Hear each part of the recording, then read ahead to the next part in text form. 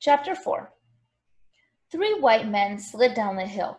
About 25 colored men and women followed, making a trod-down path to the campsite. Pascal recognized some of the people from the road. He stared at all the young men. One of them could be his brother. None of them looked like Mama, but then a brother could possibly look like Papa too. Their Papa had lived and died on another plantation. Pascal had hardly ever seen him. The first white man down the hill was heavy-set, wore a fancy black waistcoat, and carried a top hat. The other gentlemen were in new-looking brown suits with derbies. Who were these people? Pascal wondered. Ladies and gentlemen, called the first man in the rapid northern accent, I am Mr. McPherson. Good news! This is our first meeting of the Union League Club, and you are all members. Pascal had trouble following his words. Nellie's mouth hung open. The man smiled and waved at all of them. Why was this white man being so friendly? Mr. McPherson shouted, The war between the states is over. The 3 white men clapped. Silently, the colored people stood, staring at them. Pascal wondered, what if these men were sent to catch them? No one was going to take him or Nellie or Gillem back.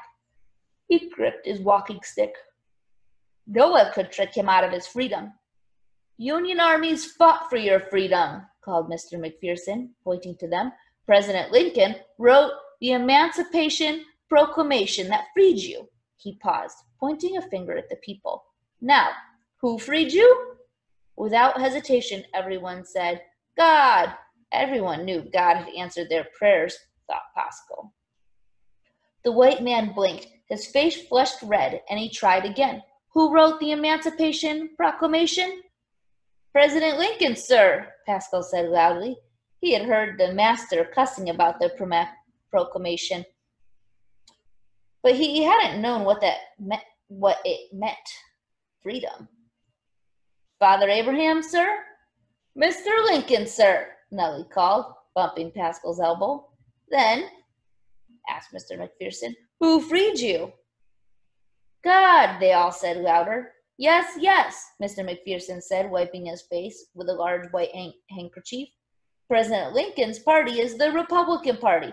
Who wants to be a Republican? No one spoke. The white man looked around. You don't want to be Democrat, do you? Which party do you want? A party? No one spoke. Pascal wondered if these were like white people's birthday parties. Would there be cake? The Democratic Party is the party of the white masters. The Republican Party is the party of Abraham Lincoln, the party that freed you. Mr. McPherson wiped his face again. One of the other white men said in a soft southern accent, I was a slave owner, but I freed my slaves and joined the Republican Party. People around here call me a scalawag, but I needed bread for my children. Y'all understand that? Pascal leaned against a tree trunk to listen. This meeting was unbelievable. These white men were asking colored people rather than ordering them. Was that what freedom was about? Mr. McPherson said. The Republican Party will give you orphanages, hospitals, asylums, schools. At the word school, Pascal clapped, and a second later Nellie joined him. Aren't we uppity, he thought. But he felt good clapping. Some people shifted and stared at them. Others began to murmur, to move around, to loosen up. Look around, ladies and gentlemen, called Mr. McPherson. Abandoned farms, war ruins, open homesteaded land. Well, the Republican Party wants to give 40 acres and maybe a mule to every former slave family. He waved a newspaper. You don't have to run away to the north anymore. Gideon raised his arms and shouted, 40 acres and maybe a mule. Now that be freedom. Several people joined him clapping. Pascal liked Republicans now. Where did they hold the parties? Mr. McPherson pointed to a man with a book. You men step over here to register a Republican. The evening sky had darkened into purple shades. Crickets chirped, and 3/4 moon wore a smug, glowing smile. As men were registering, Mr. McPherson read aloud from his newspaper. When Gideon returned, Pascal whispered, Did you hear him? They want us slaves to have land, and they want to punish the white masters. It's called Reconstruction. Then it must be the living truth, Gideon said softly. Pascal frowned at his brother. So Gideon hadn't been so sure after all. When every man had been registered, Mr. McPherson told them, People say we Northerners are carpetbaggers coming down here to make money off the Southland. But the Republican Party is paying me to organize in the South. It's a job, he smiled. Now you are all registered Republicans, he said. What are you? Free, shouted the people. Free.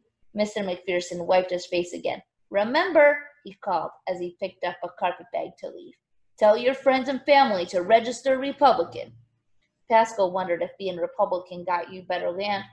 He was glad Gideon had registered. 40 acres and maybe a mule seemed like a sure thing now that General Sherman, President Lincoln, Republicans, the Union League people all wanted them to have it. He could almost taste the land of milk and honey. The white men were leaving. It looked as if there was no food at this party. Pascal sure wished there was cake. One white man started up the hill. At the top, Pascal saw him put his hand behind his ear. Night riders, he called. Run!